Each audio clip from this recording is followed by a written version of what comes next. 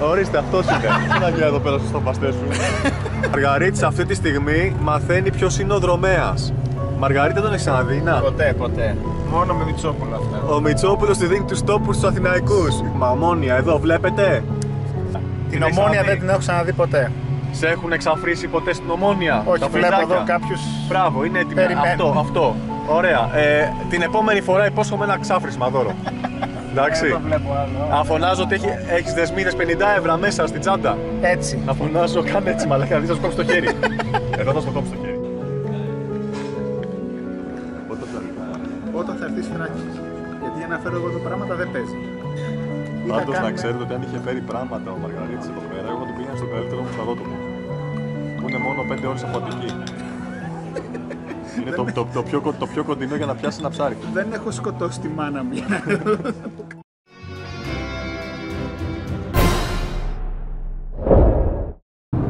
Θα έχει μπει κανένα ψάρι? Είδου το ερώτημα. Αυτή η εποχή έτσι κι αλλιώς, Νοέμβρη, έχει πάντα εκπλήξεις. Γιατί στα πόστα με τα λαβράκια μπορεί να έρθει και καμία μεγάλη έκπληξη. Τα πάντα, όλα μπορούν να παίξουν. Πίσω από μαύρα ψάρια εννοείται. Για να δούμε.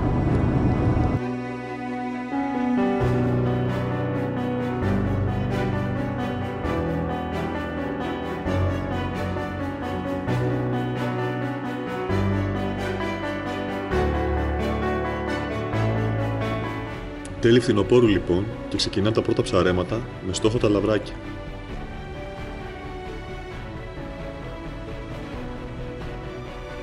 Αυτή την εποχή όμως, συνήθως, πρώτοι κάνουν την εμφάνισή τους οι πελαγείς κέφαλοι. Και θα επιλέξω να πάρω κάποια μεγάλα άτομα του είδους, καθώς μου αρέσουν πάρα πολύ σε γεύση.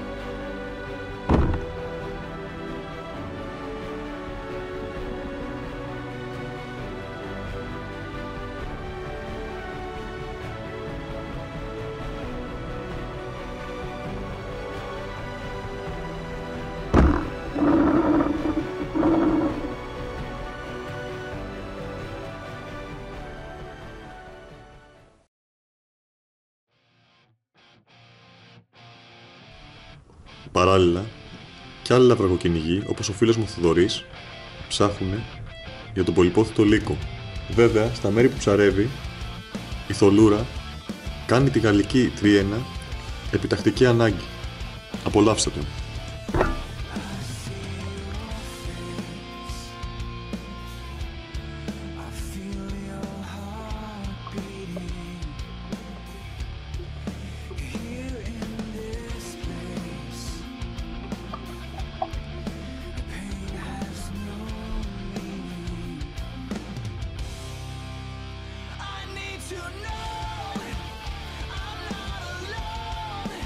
Όσο προχωράει η εποχή, τα πρώτα λαβράκια κάνουν την εμφάνισή τους στην ακτογραμμή.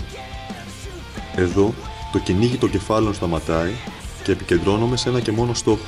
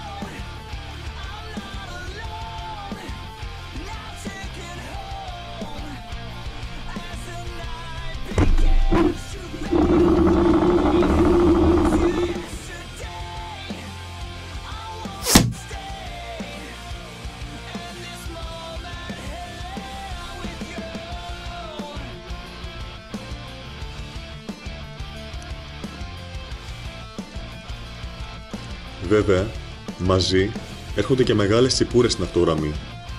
Και εδώ θα σταθώ τυχερός και θα πιάσω ένα πολύ όμορφο ψάρι.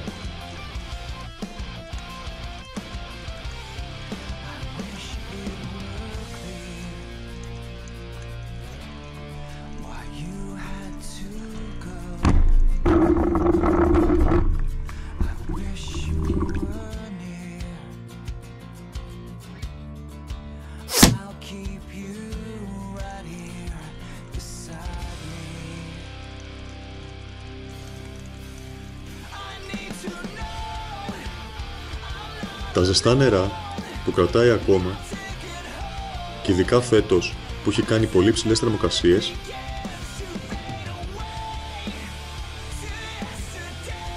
θα μου δώσουν ένα ξεχωριστό θύραμα στο ρηχό καρτέρι, ένα όμορφο μανάλι.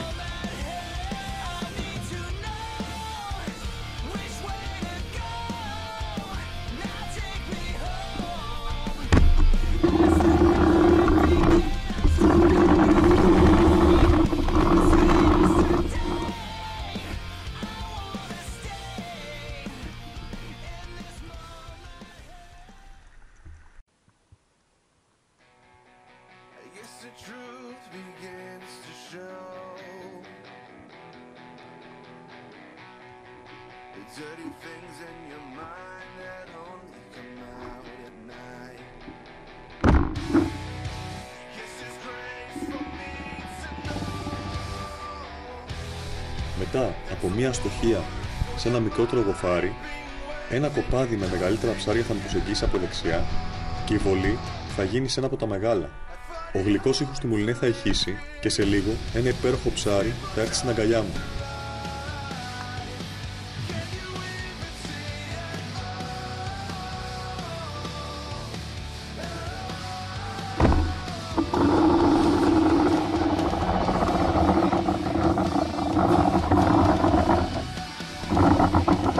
Μαγικές στιγμές.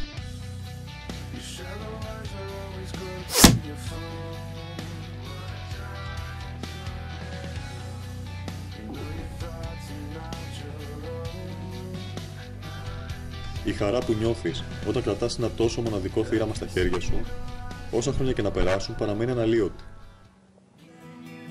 Δεν είχε γενικά πολλά ψάρια και μετά σε ένα καρτέρι μου σκάει ένα κοπαδάκι και πήρα ένα ωραίο ψάρι.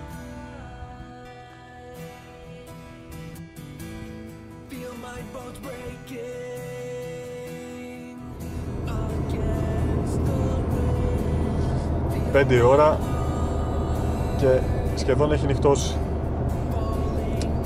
Σουρούπος. Το μόνο κακό το χειμώνα αυτό είναι ότι μικραίνει πάρα πολύ διάρκεια που έχουμε στο νερό. Τι όμορφη που είναι η επιστροφή, τι ωραίο που είναι το υποβρύχιο κυνήγι, ρε παιδιά. Πόσο φοβερά περνάμε. Δεν υπάρχουν, αυτά που ζούμε δεν υπάρχουν, το πιστεύω αυτό. Είμαστε πάρα πολύ τυχεροί που έχουμε βρει αυτή τη διέξοδο στη ζωή μας. Μας παίρνει για λίγο μακριά από όλα τα προβλήματα.